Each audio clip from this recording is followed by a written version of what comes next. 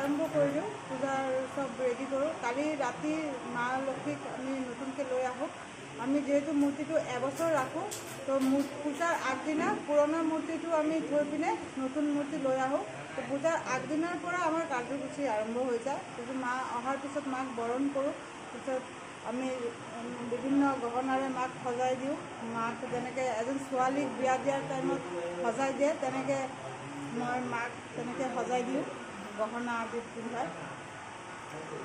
আৰু পূজাৰ লগ্নটো কেইবজাৰ পৰা কেইবজালৈকে? পূজাৰ লগ্নটো আজি 11:24 পৰা লাগিছে, কালি ৰাতিপুৱা 9:33লৈকে থাকিব।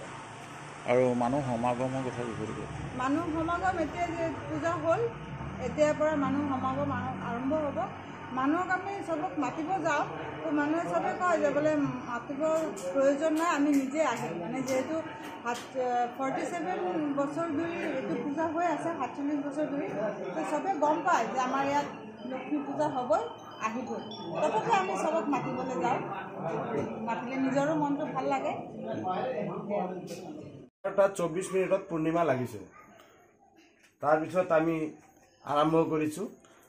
কৰোঁতে কৰোঁতে আহি পেলাই মধুদাৰ ঘৰত আহি পালোঁ 6:03 মিনিটত।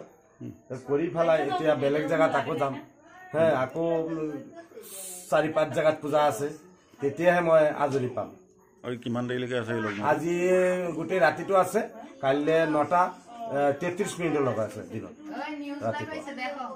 মহালক্ষ্মী এটা শ্লোক গাই দিওঁ।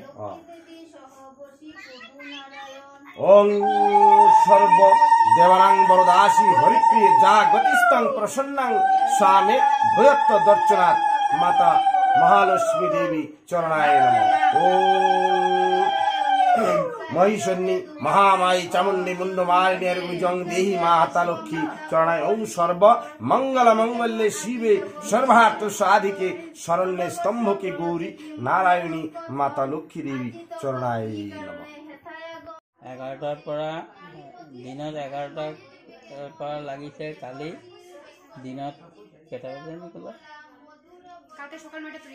9টা পৰ্যন্ত কালি আছে পূৰ্ণিমা। কিন্তু আমাৰ পূজাটো আজি সন্ধ্যা 6:15 পৰা আৰম্ভ কৰিছোঁ। এই পূজাটো মোৰ আজি 70ৰ পৰা মই লখিমপুৰত গোবিন্দ কলনী 10 নম্বৰ ৱাৰ্ডত কৰি আছোঁ। আৰু এইটো আমাৰ দেউতাৰ স্থিতি আজি 100 বছৰ ওপৰত হ'ব, কিন্তু আমি লখিমপুৰত আজি 70ৰ পৰা কৰি আছোঁ।